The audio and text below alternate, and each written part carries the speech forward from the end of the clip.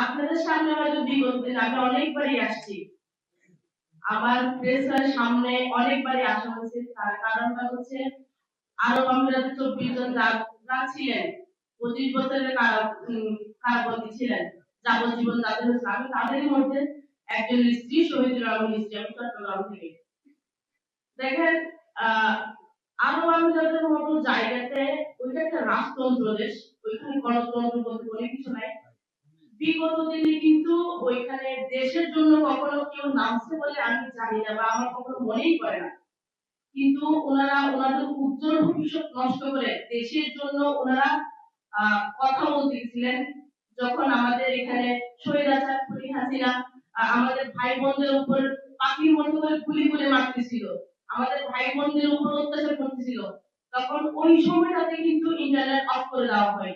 এইটার কারণেই কিন্তু আমাদের ফ্যামিলি মেম্বাররা বা আমার ভাইরা যারা আছেন তারা প্রত্যেকেই কিন্তু রাস্তায় নামছিলেন ওনাদের ফ্যামিলির জন্য, ওনাদের পরিবারের জন্য, ওনাদের রাষ্ট্রের জন্য, ওনাদের যত ভাই বোনের উপর অত্যাচার করছে ওইটার জন্য।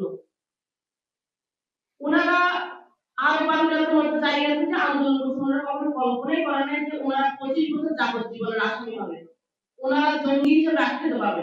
ওনাদের দোষটা কি ছিল? ওনাদের দোষটা ছিল ওনারা ওনাদের দেশের পক্ষ হয়ে নামছে।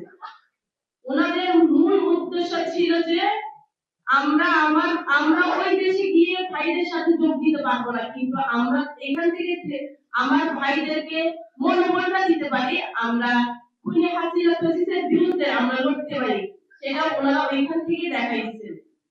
বিগত দিনে আমি পার্সোনালি বা যারা আমার ভাইরা ছিলেন ওদের পরিবারের অনেকজন ছিলেন, আমি এমন কোন ব্যক্তি নাই যার কাছে যাই নাই। হয়তো আপনারা জানেন, বিশেষ করে যারা আরব আমিরাতের মতো জায়গাতে আন্দোলন আসছিল খুনি হাসিনা ফ্যাসিস্টের বিরুদ্ধে, ওইখানে কিন্তু সর্বোপরি সরকার হচ্ছে বিএনপি। এটা একদম খোলাসা, একদম ওপেন যে যারা রাস্তা নামছেন তারা আওয়ামী লীগের বিপক্ষে মানে হচ্ছে বিএনপি। তাহলে ওদেরকে নিয়ে বিএনপির পক্ষ থেকে একটা নিম্নতম স্ট্যাটাস পর্যন্ত কেউ দেয়নি কখনো।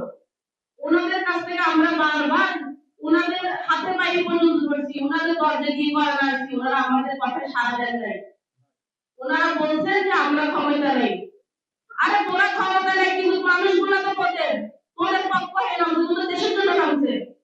তখন কি এনসিপি কি মানে কি বলে দলের মধ্যে ছিল? কোন রাষ্ট্রীয় শক্তি ছিল না? ছিল না। ওনারা কিন্তু জুলাই অভ্যুত্থানে ছিল।